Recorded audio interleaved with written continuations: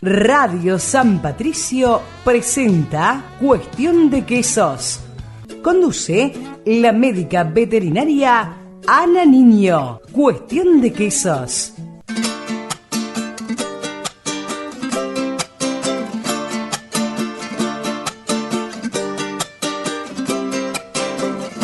Bienvenido, Yolán y Frederic, a Cuestión de Quesos. Muchísimas gracias.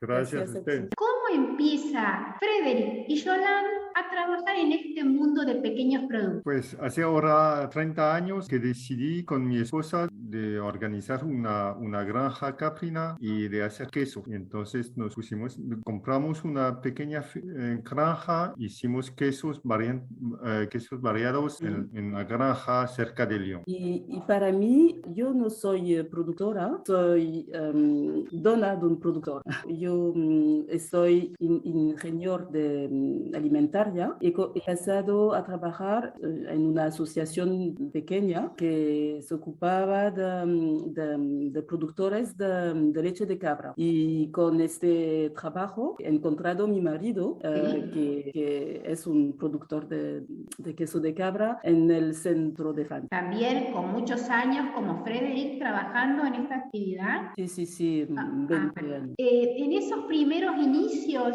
cuando ustedes están haciendo esos primeros pasos, ¿qué grandes problemas tuvieron y cómo los fueron resolviendo? El mayor problema que tuvimos al principio en Francia y en otros países de Europa, el problema de normas sanitarias. Entonces, al final de los años 1990, Europa hizo un reglamentario sobre las normas sanitarias para la producción de alimentos. Esta reglamentación fue más dedicada para las grandes industrias. Sí. Entonces, las pequeñas granjas, como las que conocimos en Francia, tuvieron problemas para adaptar a esta nueva reglamentación. Entonces, tuvimos que organizarnos, tratar de adaptar la reglamentación de Europa a nuestras posibilidades de cumplir como son las normas. Bien, porque ustedes trabajaban leche cruda. Sí, claro también. que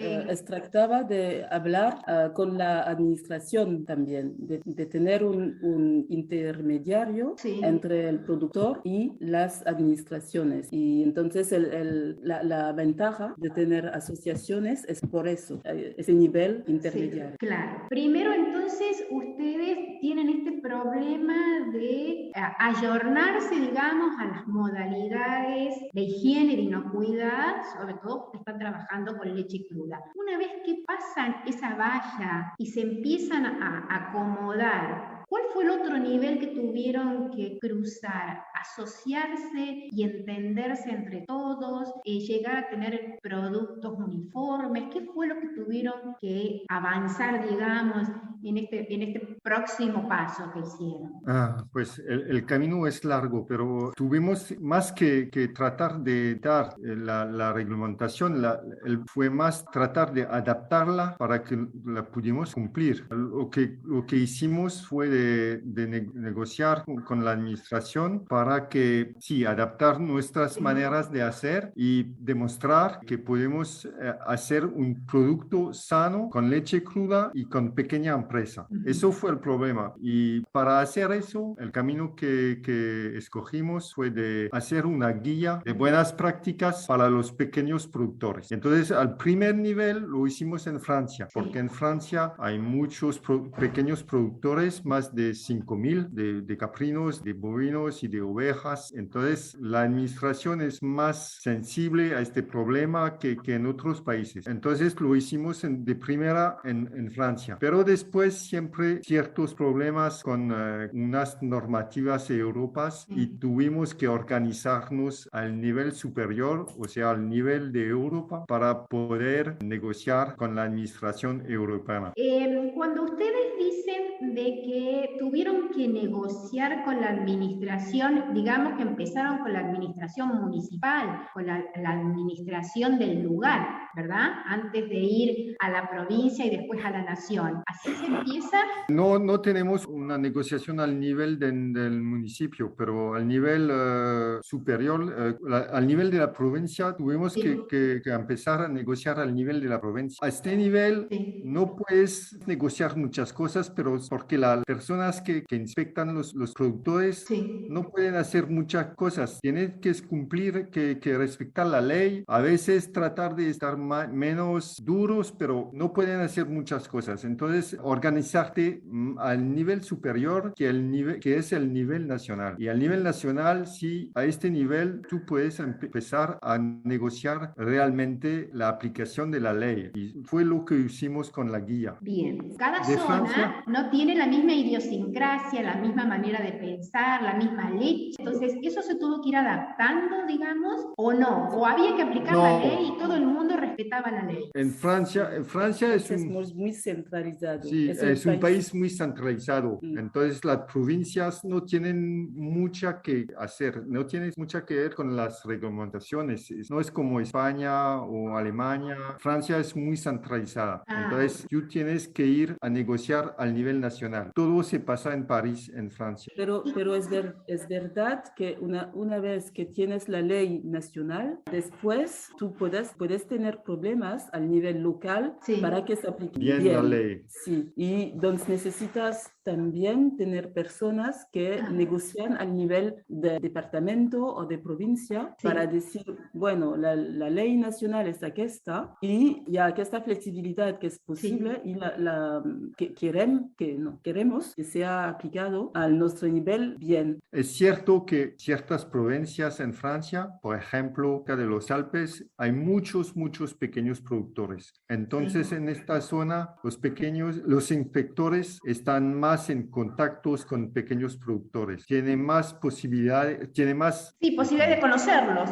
Los conocen, están más dispuestos a adaptar un poquito, pero en otras zonas es más difícil. Pero si realmente quieres negociar la ley, tienes que ir al mínimo al nivel nacional. El tema de la unión entre los productores, ¿fue fácil, fue difícil encontrarse tanta cantidad de gente con un objetivo común? ¿Fue fácil de organizar o fue complejo? No podemos decir que fue fácil. Todavía no es fácil. Todavía no es fácil.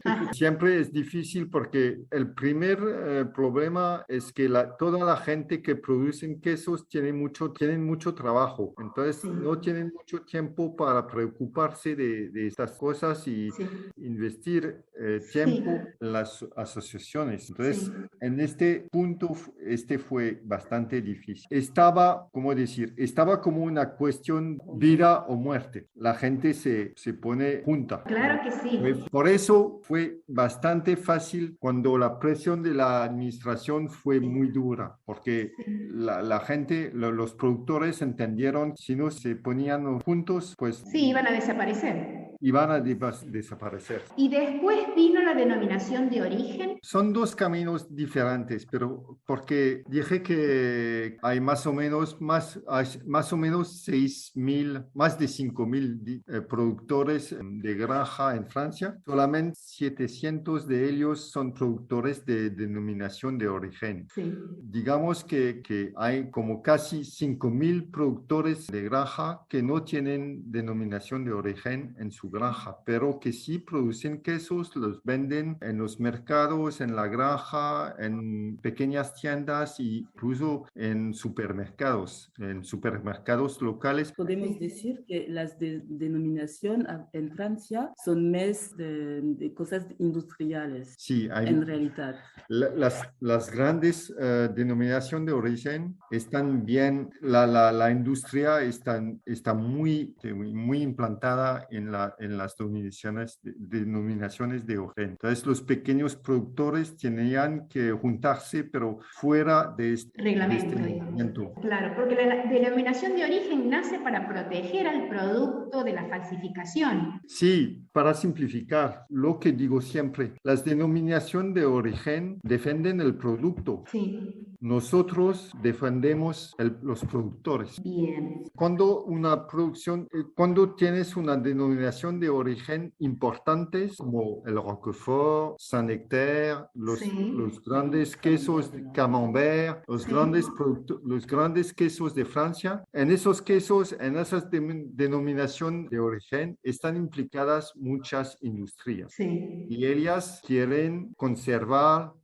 las ventajas de producir esos quesos. Y entonces no le molesta mucho si hay más normativas para los productores, porque a ellos, si siguen teniendo leche, Sí. pueden continuar a seguir produciendo. Sí. Entonces, para ellos no hay problemas. Los pequeños productores tienen que vender directamente sus quesos y ellos venden más el producto de la granja que la denominación de origen. Entonces, tienen que más defender sus productos que los productores que la denominación de origen. Ellos tenían más problemas para cumplir con las normativas que los productores de denominación de origen. Lo que quiero decir es que cuando la industria está implicada en una denominación, siempre tienen productores y más que todo productores de leche, pero también productores de queso también, que quieren producir para ellas. Sí. Es más difícil para los pequeños productores que quieren conseguir haciendo sus quesos. Impactante, muy importante. Es, por ejemplo, la cuestión de la leche cruda.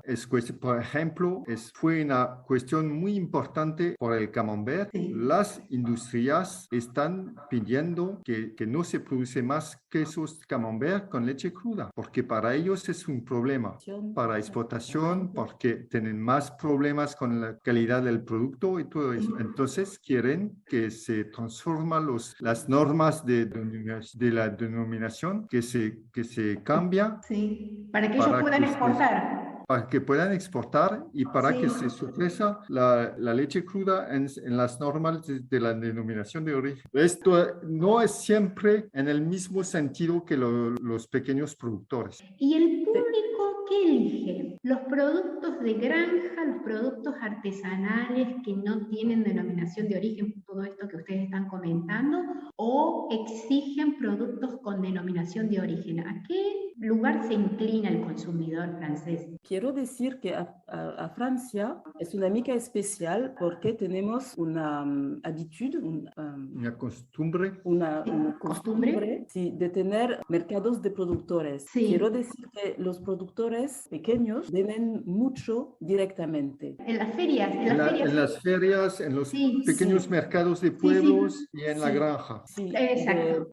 Mercados de cada semana, ¿no? Que el productor viene directamente, él con el producto y vende directamente. Y también a las granjas. Y la gente viene a comprar directamente. Entonces, lo que decía Frédéric, estos productores que están al contacto directo con el consumidor no necesitan una denominación. Exacto.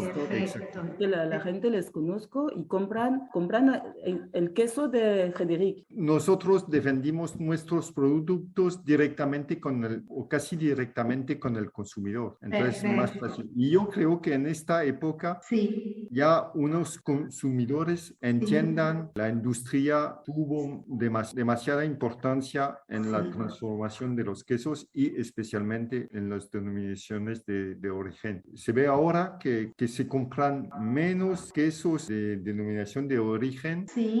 Especialmente los que no son de productores de granja. O sea que los que siguen vendiendo bien son los quesos de denominación de origen, pero que están granja. producidos para quesos, por quesos de granja. Sí. Y desde 2 años, Sí. especialmente, Sí. eso es un efecto positivo de La COVID, pandemia. Sí, de sí. la pandemia. Sí. Los consumidores quisieron volver a comprar local y Claro. a comprar a gente que conocían Sí. y con una visión muy práctica, muy concreta del producto, de los animales, de la granja, de las personas que producen el queso. Y realmente vendimos muchísimo más estos 2 años que antes. Entonces, podemos decir que ahora la gente sí está en favor de los pequeños productores. Es una tendencia mundial que ha pasado con el COVID, que la Sí. gente se ha acercado más al productor, el consumidor aprendió a conocer todo esto y es importantísimo que así sea, que los pequeños pueblos se puedan desarrollar a través de sus producciones. Sí. ¿Y qué diferencia hay entre las queserías artesanales y las queserías fermier de granja? ¿Tiene alguna diferencia? Sí, la diferencia esencial, un queso de granja tiene que ser producido únicamente con la leche que viene de esta granja. En producto artesanal, el artesano puede comprar la leche en diferentes granjas, 3, 4 granjas diferentes Sí. que no son las suyas. Más que todos, los pequeños artesanos compran a pocas granjas y locales. Son los que defendimos ahora, Sí. porque son muy cerca, muy similar a nuestra manera de producir. Pero el queso fermier, el queso de granja, la definición es tú procesas la leche únicamente de tus animales. Claro. Y con lo que dijimos, con los consumidores que quieren volver a algo concreto, a algo real, es más fácil para los productores de granja, pero porque los consumidores pueden ir a ver las cabras, a ver las vacas, pueden ver dónde está la quesería, pueden ver dónde se venden los quesos. Eso es muy importante. Qué fuerza que tiene ahora el consumidor, ¿no? Que antes era un ser casi desconocido que pagaba cualquier cosa. Ahora cómo se ha involucrado en las producciones y exige cada vez más calidad y conocer lo que consume, ¿no? Sí, esto es una evolución interesante, sí, claro. Muy positiva. Muy positiva, sí. ¿Cómo negocia Francia en Europa sus productos a través de todo esto que ustedes me han contado? Porque las normativas francesas no son las mismas que las españolas, no son las mismas que las alemanas. ¿Cómo hacen? Sí, ahora sí, las normas están las mismas para toda Europa. Normalmente están las mismas. Y por eso tuvimos que organizarnos a nivel de Europa con los pequeños productores artesanales o de granja, porque empezamos a negociar al nivel nacional. Sí. Pero negociamos y llegó un punto donde la administración nos dijo, no podemos hacer más cosas ahora por culpa de Europa. Entonces, no lo podemos hacer porque si no lo hacemos, vamos a tener multas, sí, a penalizar porque no respetamos la ley de Europa. Sí. Entonces, tuvimos que ir a Bruselas. Ajá. Y entonces tuvimos que juntarnos con otros países. En todos esos países, especialmente países con tradición, fue sorprendente como Suecia o Alemania, dimos cuenta que tenías tradiciones también. Sí. Entonces, todos esos países más o menos tuvieron la misma historia que la nuestra, o sea que se fueron a negociar con las administraciones centrales y llegó un punto cuando dijeron que no, que tenían que negociar al nivel de Europa. Y entonces tuvimos que hacer eso. Sí. Y entonces, ahora 5 años, negociamos la guía a nivel de Europa para defender y tener normas adaptadas a los pequeños productores y negocias estas normas al nivel de Europa. Entonces, no nos puedes decir ahora que no son, por ejemplo, la administración de París, no nos puedes decir que no son las recomendaciones de Europa, porque ahora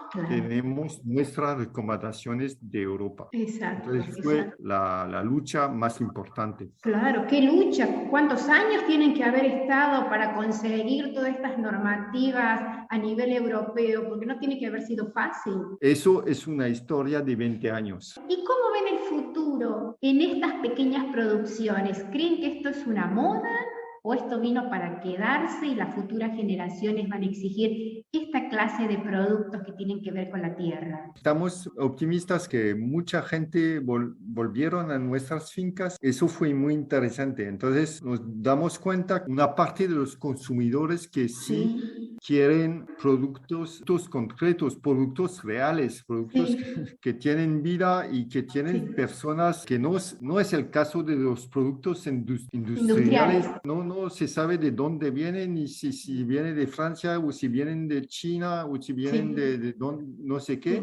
Entonces, eso sí lo piden, al menos parte de la población de Francia, de Alemania, de toda Europa. Y creo que es el caso en todo el mundo. Pero en el mismo tiempo, las normas sanitarias están más duras, que la administración no pueden soportar ningún problema sanitario que podría venir de la alimentación. Las normas se siguen volviendo más y más duras, más y más difícil de cumplir. Eso es un problema. Por ejemplo, tenemos problemas con nuevas bacterias, Escherichia coli, que no quieren ver en los productos y es casi imposible de garantizar que no están. Eso es un problema porque ¿hasta qué punto podemos? ¿Hasta qué punto se puede garantizar una total inocuidad en el producto? En el fondo debe haber otro tema, que es que las grandes quizás están perdiendo también un poco de consumidores y por eso se ponen algo más exigente en detrimento a los pequeños. Sí, yo creo que sí, yo creo que es una explicación muy probable. Así que diría que el challenge ahora es la educación. No es fácil contestar a esta pregunta porque no sé exactamente. Lo que sabemos sí es que es necesario, muy necesario, seguir luchando para defender los pequeños productores. Y realmente los felicito porque han llegado a entender que los productores son totalmente importantes en la vida de las regiones. Bueno, Frederic y Yolanda, les agradezco muchísimo, ha sido interesantísimo todo lo que me han contado. Gracias a ti. Gracias a ti.